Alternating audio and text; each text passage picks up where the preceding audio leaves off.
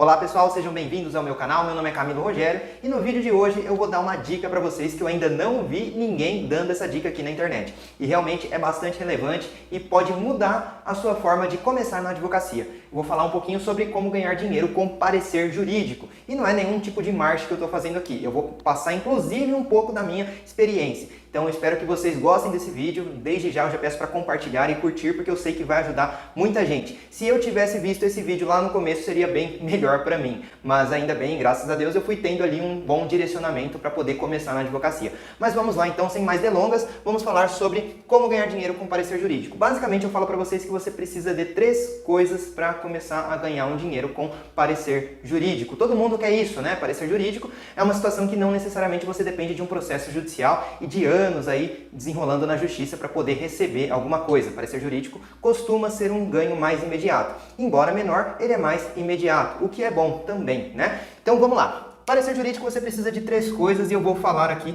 você vai ter que ficar até o final do vídeo porque sobre cada uma dessas coisas eu vou explicar e também vou compartilhar ali um pouco do que eu passei, um pouco do que eu vivenciei para vocês, ok? Então vamos lá. Primeira coisa que você precisa é conhecimento. Necessariamente você precisa disso. Conhecimento é a primeira coisa.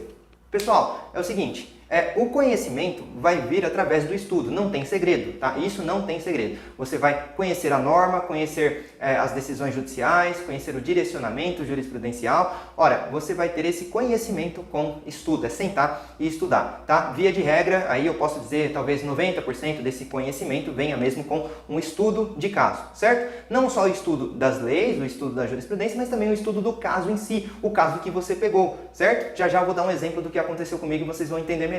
Mas você precisa mesmo de conhecimento para poder desenvolver um parecer jurídico, né? Um parecer jurídico completo que dê segurança para a pessoa que está te contratando aí. E outra coisa, tá? Nem sempre a pessoa que acha que precisa de um parecer jurídico, às vezes ela nem sabe o que é isso. Mas às vezes ela tem apenas uma dúvida, será que se eu entrar com ação, será que eu tenho direito de tal coisa? Ora, nada melhor do que você aí que recebeu essa dúvida, né, falar que isso pode ser melhor analisado, né, depende aí de um parecer jurídico. E se ela quiser contratar o seu serviço, você fale ali o preço e ela vai entender um pouco melhor o que é um parecer jurídico e você vai aplicar essas 3 regras aqui que eu estou falando, tá? Então a primeira é conhecimento, você vai estudar o caso, vamos até colocar aqui, ó, estudo de caso, estudo do caso, leis, jurisprudência. Ok? Então, conhecimento você vai puxar através desses caminhos aqui. Um outro ponto extremamente essencial que você precisa para o parecer jurídico, tá? E nesse ponto a gente vai conversar um pouquinho aí. É a prática. Peraí, você está falando como eu vou ganhar dinheiro com parecer jurídico, mas eu preciso de prática? Como assim? Então, eu tenho que fazer de graça para depois ganhar dinheiro? Não necessariamente é isso, tá? Embora o começo realmente seja sempre um pouco mais difícil, mas isso em qualquer área, em qualquer coisa que você for fazer. Mas a prática, eu costumo dizer que nada substitui a prática. Por quê? Porque na prática você tem acesso a casos reais, a situações, a experiência de outras pessoas. Mas a prática não necessariamente você vai ter com estudo ou não necessariamente você vai ter praticando, você mesmo fazendo os casos. Mas você pode conversar com professores, com colegas e também você pode pesquisar na jurisprudência, além do que você vai ver. Por exemplo, jurisprudência a gente vê o quê? Normalmente as decisões, certo? Ora, mas aqui na prática, a gente pode puxar da jurisprudência o quê? As petições, ora, petições dos advogados sobre o assunto, né? O que ele está pedindo? Ora, o que ele pede?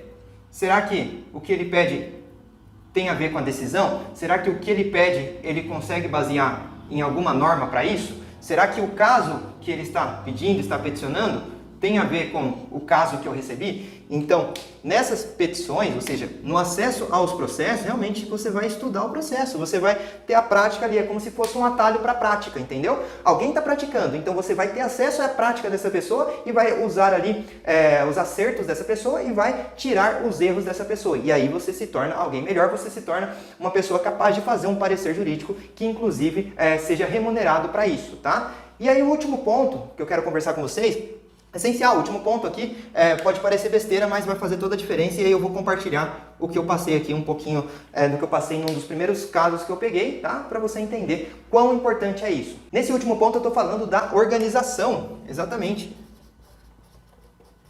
Ah, peraí, isso aí não tem nada a ver com direito. Não, você vai entender, calma aí. Organização. Por que organização? Ora, você já deve ter visto o vídeo que eu tenho aqui no canal sobre parecer jurídico. No parecer jurídico eu falo sobre uma certa estrutura que deve ter o parecer ali em linhas gerais, né? Não sou muito específico no vídeo para abranger mesmo outras áreas e tudo mais. Mas aqui a organização vai ser essencial porque você já tem o conhecimento, você já passou por essa etapa, você já tem a prática, porque você, embora tenha praticado ainda pouco, mas você tem acesso à prática de outras pessoas que engloba tudo isso aqui. E aí, por fim, a organização. Você vai organizar as informações. Então, a organização de informações. Então, aqui, ó. E eu vou já comentar um caso com vocês. É o seguinte. Com tudo isso aqui, você vai ter acesso a um conjunto gigante de informações. Como você vai organizar isso é o que determina como vai ser o seu parecer jurídico. Então, o caso que eu estou comentando é o seguinte. Uma mulher, ela comprou ali uma determinada viagem, na época próxima ali à pandemia, né? Estava chegando a pandemia no Brasil, e ali ela se viu numa situação que ela teria que cancelar a viagem por conta da pandemia em si. Na verdade, essa viagem já iria ser cancelada de qualquer forma, né? E aconteceu outras coisas com ela e ela precisou cancelar. E dentro desse contexto, ela me procurou para saber o que podia ser feito, porque ela já tinha pago, né? Já tinha pago uma parte e a outra parte que ela não pagou, ela estava sendo protestada por isso. Então, envolvia bastante coisa aí. Com isso, pessoal, é o seguinte, já começaram a ter algumas decisões aqui sobre esse tipo de situação. Então, aí eu pesquisei, aí eu estudei normas, estudei leis, e com isso eu organizei tudo num documento. Esse documento, logicamente, é um parecer jurídico. Ela não me pediu um parecer jurídico. Ela me pediu para entender o caso, para saber se ela tem direito. Ela contou uma história e queria saber se tem direito ou não. E aí eu fiz um parecer jurídico para ela. E quando eu organizei essas informações, através de tópicos, com tudo isso que eu peguei, e também, por fim, ali eu coloquei o quê? Isso aqui, ó. Importantíssimo.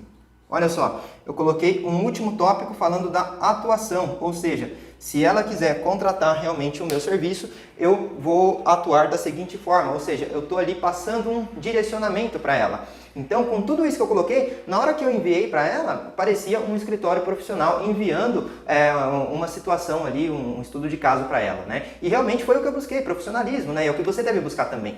Então, nesse sentido, nesse caso específico, um dos primeiros casos que eu peguei ali, né? Saí da faculdade, saí da OAB e já comecei. Então, foi um dos primeiros casos. Não houve a cobrança em si do parecer. Mas, na hora que eu falei, na hora que eu estruturei tudo isso aqui num documento e falei para ela, e coloquei para ela, né? Expus o modo de atuação e o preço, ela pagou o preço, entendeu? Então ela pagou o preço e eu já comecei a atuar. Inclusive foi um caso que se resolveu de forma extrajudicial. Inclusive era o primeiro tópico da atuação. Então na atuação eu coloquei lá alguns tópicos e um dos tópicos era resolução extrajudicial.